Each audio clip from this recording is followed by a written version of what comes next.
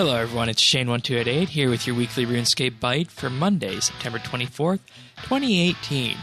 This week sees the launch of September's second headlining update, the Quest Point Shop. The Quest Point Shop is a hub where you can purchase rewards with quest points that you've accumulated over the years. You can access the new Quest Point Shop directly southwest of the Varrock Lodestone. So you might be wondering, how does this work? Well, unlocks occur every 25 quest points. Unlocks include magic dice, more on these in a moment, Felipe Cornelian lamps awarding a small amount of experience, extra Slayer block and prefer slots, Rover, which is a cosmetic wolf red dragon pet, and the Helmet of Trials. At 400 quest points, we will unlock Spot, a wolf with a black dragon head, and we're not quite at 400 quest points yet. We're currently at 399 at the release of this update. In total, you'll receive 7 extra Slayer block and prefer slots, and 15 magical dice. 4 for tiers 1, 2, and 3, and 3 for tier 4. So you might be wondering, what exactly are magical dice? Magical dice are awarded on a tier 1 through 4 basis depending on how many quest points unlock the die. Tier 1 rewards the player with an easy clue scroll reward and 250,000 GP. Tier 2 gives a medium clue scroll reward and 500,000 GP, Tier 3 a hard clue scroll reward and 1 million GP, while Tier 4 rewards 2.5 million GP and an elite clue scroll reward.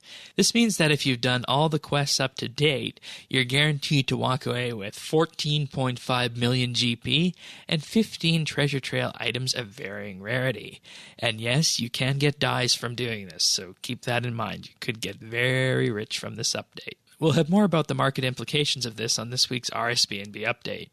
So that's the rewards from this. Now, what makes this update interesting? Well, there are 3 tracks to choose from: Pet, Armour and Weapon, and the Hub track. Now, this is something that has been lacking from game for a while, and that's providing players with a consequential choice and allowing them to gain a benefit from it that other players might not have. And this track mechanic is fully customizable based on which way the player wants to play. The Pet track will provide you with the Lorehound pet. This is no standard pet, though. It can provide benefits such as rope, acting as a light source, and providing emergency law runes. But it can also increase the area loot range and increase the chance of some Master Questcape lore drops by 25%. And that's rather substantive when you think about it. The Armour and Weapon track provides a free set of Tier 75 hybrid armor to those who have unlocked the track. The armor will scale with challenges to the player's level and provide a damage reduction against some bosses. And every time the player dies, the armor will have its defense scaled up by 1% up to a maximum of 5%. The weapon performs a similar feature where its damage will be increased when you die. It's also worth noting that the weapon style can be changed just like the Sun Spear. The Hub track looks to serve 2 major purposes. First, providing a quest item storage box freeing up valuable bank space and allowing players to transform themselves into a variety of NPCs, including Hazelmere, Zanuck, and the Wise Old Man. Each track requires 150 quest points to unlock fully. This means that today, someone with max quest points will be able to unlock 2 full tracks and 3 nodes from another track. And you don't need to unlock full tracks, so in theory you could also choose a mix from all 3, or 1 full track and a collection from the other 2. Finally, you can reset your unlocks every week, so you're not locked in forever. And there's one more thing with this update. If you head on over to the back of the Quest Point Caravan, you'll see the Quest Point notice board. With that, you can see all the quests that have been completed in-game recently, and it kind of takes you back to a point when you were completing these quests, so that's nice to see. Now moving on to the patch notes this week. A message has been corrected when buying the bank chest upgrade on the Manor Farm.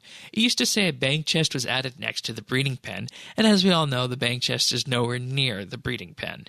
After unlocking the bank chest at the Manor Farm, it will now provide full bank functions like auto-healing, keepsaking, and the ability to activate the magic skill cape perk and so on. Small tweaks have been made to increase the odds of a shiny animal, including Daemon Cab Zygomites. Unchecked eggs for dragons and spiders will now have a loot beam when they are received as a drop. Many folks, including Tanis, are going to be very happy about this one. The keyring now appears on the tool belt, allowing players to store keys on their tool belted keyring. This has been something questers have been asking for a long time and is pretty much the ninja patch of the month or maybe even the quarter. That's it for this week's Weekly Byte. We'll be back this weekend with a full episode of RSBANDB Update discussing the Quest Point shop and more. If you want to join us in-game, head on over to Friends Chat Bits Bytes. And if you found this video at all useful to you, like or subscribe. See you this weekend.